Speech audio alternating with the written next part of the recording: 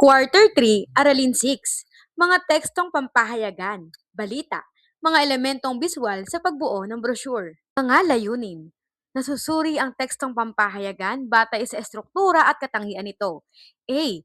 Natutukoy ang elemento ng tekstong pampahayagan. B. Naiisa-isa ang mga paraan ng pagsulat ng balita. C. Nakababahagi ng mga napapanahong balita. Bago tayo tumungo sa ating aralin ay magbalik-aral muna tayo. Totoo o peke? Tukuyin kung totoo o hindi ang tinutukoy na impormasyon sa bawat bilang. Pumalakpak ng 3 beses kung totoo, pumadyak naman 3 beses kung di totoo. Ipaliwanag ang sagot. Una, 2 barko ng Pilipinas ang binangga ng sasakyang pandagat ng China sa West Philippine Sea. Totoo, nangyari ito noong Oktubre 22, 2023. Ikalawa, ang tanging dahilan ng madalas na paglindol sa Pilipinas ay ang malakas sa pagputok ng mga bulkan sa ilalim ng dagat. Peke, dahil ang paggalaw ng tectonic plates sa Philippine Trench ay nagudulot din ng paglindol. Ikatlo, ang El Nino sa Pilipinas ay mararanasan sa buong taon. Peke, dahil ayon sa pag-asa, ang El Nino o pag-init ng temperatura ng mundo ay mararanasan sa piling buwan lamang ng taon. Ikaapat, ang maratag kurikulum ay ang bagong kurikulum na ipapatupad sa buong bansa.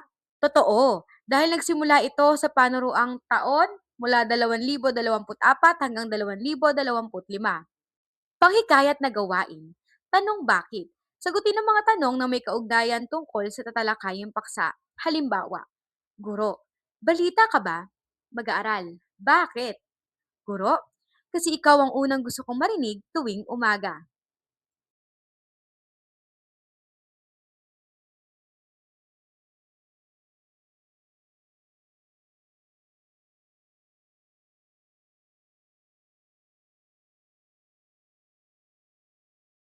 Suri balita.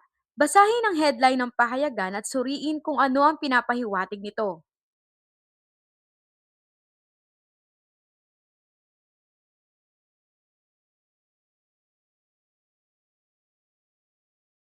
Buo, salita. Panuto. Buuin ang salita ayon sa isinasaad ng pangungusap. Una, ito ay isang anyo ng pagsulat na karaniwang ginagamit sa mga pahayagan upang maghatid ng impormasyon sa mga mambabasa. Tama, tekstong pampahayagan. Ikalawa, ito ay napapanahon at makatotohanang ulat ng mga pangyayari. Tama, ito ay balita. Ikatlo, ang mahalagang detalye ng balita ay matatagpuan sa itaas na bahagi ng balita at ang pansuportang detalye ay mababasa naman sa ibabang bahagi. Tama, baliktad na pyramid. Ikaapat, ano ang tawag sa una at pangalawang talata ng balita? Tama, pamatnubay. Ikalima, ang paksa o simuno sa pangungusap ang tagapaganap ng kinos. Tama, pangungusap na tuluyan. Ika-6, ang paksa o simuno sa pangungusap ay di ginagamit na simuno. Tama, pangungusap na balintiyak. Paglinang sa kahalagahan sa pagkatuto sa aralin. Ikalawang araw. Para sa inyong kaalaman, ang pagkabahagi ng impormasyon noong panahon dumating ang mga mananakop na Kastila ay naisasagawa sa pamagitan ng tagapagbalita ng sinaunang barangay na tinatawag na umalahokan. Sa pananakop ng mga Kastila, ang unang pahayagang nalathala sa Pilipinas ay ang Del Superior Gobierno na unang lumabas noong Agosto 8, 1811.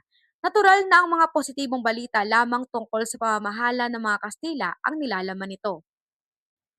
Ang pahayagan naman ng kilosang propaganda at La Solidaridad ay unang lumabas noong Pebrero 15, 1899. Ang layunin nito ay ihayag ang panawagang reforma sa pamahala ng mga Kastila sa Pilipinas at pinamahalaan ni Marcelo H. del Pilar. Noong Enero 18, 1876 ay naglabas din ng sariling pahayagan ng katipunan na tinawag na Kalayaan.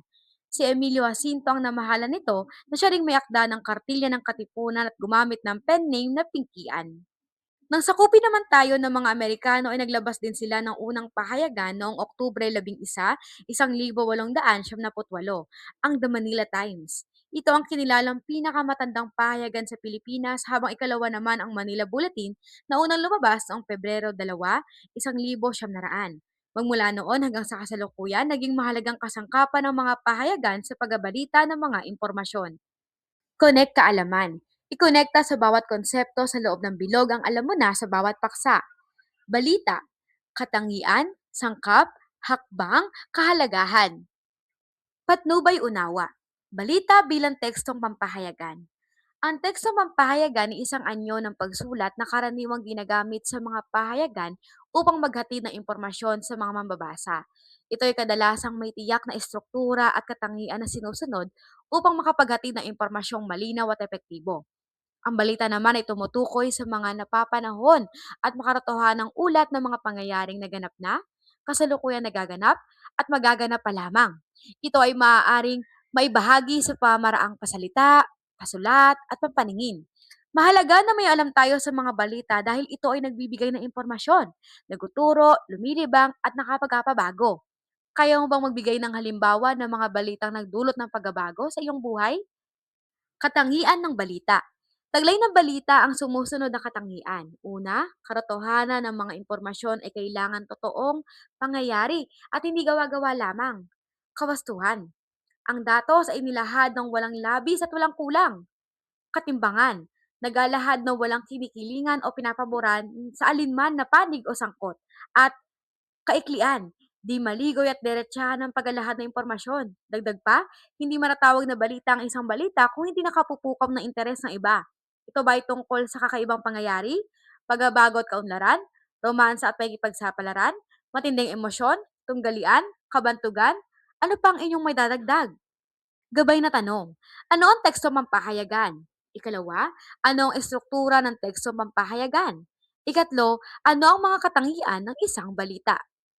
Mga paraan sa pagsulat ng balita. Ang pagsulat ng balita ay isang mahalagang kasanayan sa larangan ng pamamahayag. Mayroon itong mga pamaraan upang maging angkop ang pagsulat. Una, gumawa ng ulo ng balita o headline gamit ang format na paksa plus kuwit plus pandiwa plus ng ano o sa ano. Halimbawa, PNU grad nagtap sa LEP 2023. Ikalawa, itala ang datos ayon sa kahalagahan nito. Unahing itampok ang pinakamahalagang datos bilang pamatnubay o lead paragraph. Gamitin ang pabaligtad na pyramid kung saan binabanggit ang pinakamahalagang detalye muna bago ang pansuportang detalye. Sasagot ang pamatnubay sa mga tanong na ano, sino, saan, kailan, paano at bakit. Halimbawa, isang graduate ng Philippine Normal University Mindanao ang nagtap sa idinaos na September 2023 Licensure Examination for Professional Teachers o LEP. Si Ginoong DJ Moreno ay nagtapos ng Bachelier ng Agham Pang-edukasyon na may espesyalisasyon sa pisika. Siya ay tubong Bayugan City. Ikatlo, kapag nabanggit na ang mga kumpletong pangalan sa pamatnubay ay huwag na itong ulitin pa. Gumamit ng sabi ni, wika niya, aniya, dagdag pa niya. Ikaapat, pagsalitain ng taong kasali sa balita. Lagyan ng panipi ang dialogo at tandaan na nasa loob ng panipi ang quit. Halimbawa, nagpasalamat ako sa dakilang may kapal sa biyayang ito. Sabi ni Moreno sa isang panayam. Alay ko sa aking mga magulang ang aking tagumpay. Dagdag pa niya. Ikalima, iwasang magbigay ng opinyon sa balita at huwag lagyan ng konklusyon ito. Kaanim, gawing maikli ang talata at gumamit ng payak ng mga salita. Ikapito, hindi sa sobra sa 75 salita ang pagtatala ng balita. Ikawalo, gamitin ng pangungusap na tuluyan kaysa balintiyak. Ikasyam, isulat ang tuwiran at di tuwirang sabi na magkahiwalay na talata. At ikasampu, ilahad ang dalawang panig na sangkot sa balita. Tanong-tugon. Puna ng chart kaugnay sa binasang paksa. Tanong. Ano ang mahalagang impormasyon na natuklasan mo mula sa binasa? Saan? Saan dapat isulat ang mahalagang detalye ng balita? Paano? Paano isulat ang epektibong balita? Paglinang at paglalapat. Ikatlong araw. Sulat headline. Sumulat ng mga halimbawang headline o ulo na napapanahong balita sa loob at labas ng bansa. Sundin ang wastong pamamaraan sa pagbuo nito. Mga balita sa loob at labas ng bansa. Balitang lokal, balitang pambansa, balitang pangkabuhayan, balitang pampalakasan, balitang kalusugan, balitang edukasyon, balitang panahon, balitang transportasyon o balitang kakaiba. Ang format ay paksa plus kuwit plus pandiwa plus ng ano o sa ano.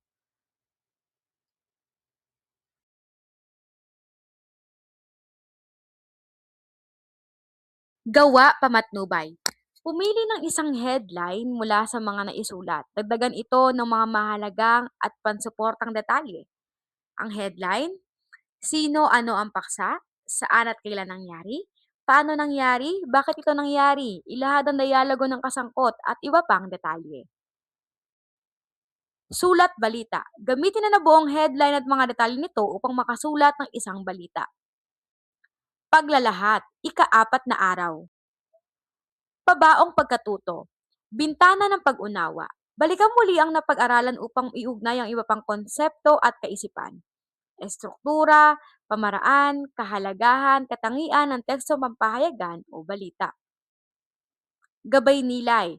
Dugtungan ng mga pahayag batay sa iyong karanasan sa linggong ito.